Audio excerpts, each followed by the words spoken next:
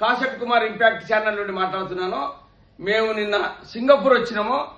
Singapore నుండి మాట్లాడుతున్నా. ఇక్కడ ఒక వ్యవస్థ బాగుంది. చాలా చిన్న దేశం ఇది. వాళ్ళు బాగా డెవలప్ అయినరు. వాళ్ళ బిల్డింగ్స్ కానీ వాళ్ళ ప్రతి ఒక్క రోడ్లు ఇక్కడ ఏమీ లేదు. ఇక్కడ దుమ్ము రాదు, ఏది రాదు. సిస్టమేటిక్ గా మన కార్లు డ్రైవింగ్ కూడా సిస్టమేటిక్ గా అవుతున్నాయి. అందులో ఎవరైనా కూడా నమస్తే సార్ బాగున్నారా సార్ బాగున్నారా సార్ ఇట్లా అంటారు వాళ్ళు. మన వాళ్ళు అయితే హాయ్ గే. మన కల్చర్ ఇది, మన భారతదేశం.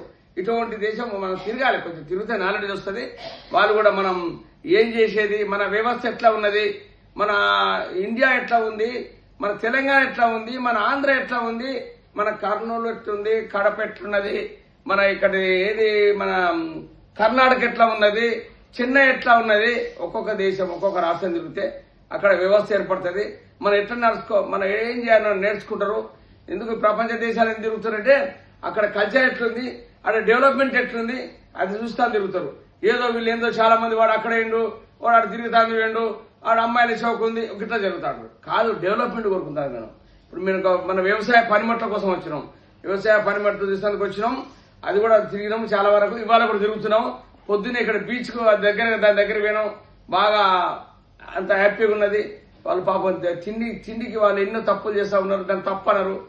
తిండి కోసం, వాళ్ళ బతుకు తెరువు కోసం, వాళ్ళ పిల్లలను పెంచుకునే దానికోసం, ఫ్యామిలీ కోసం వీళ్ళందరూ చేస్తా ఉన్నారు. దానిలో తప్పలేదు.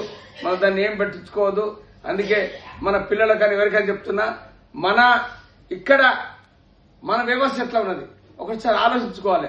మన జనం ఏం చేస్తా ఉన్నారు, పబ్లిక్ ఏం చేస్తా ఉన్నారు, అక్కడ ఏం చేస్తారో పొద్దులేసి ఒకరు కూడా తెచ్చుకుంటా ఉన్నాడు. ఇటు ఎవ్వరి మొక్కదుడు ఎవ్వరి పని వాడు చేసుకుంటా ఉన్నాడు. అది అంటే డెవలప్మెంట్. అదే డెవలప్మెంట్ అవుతుంది.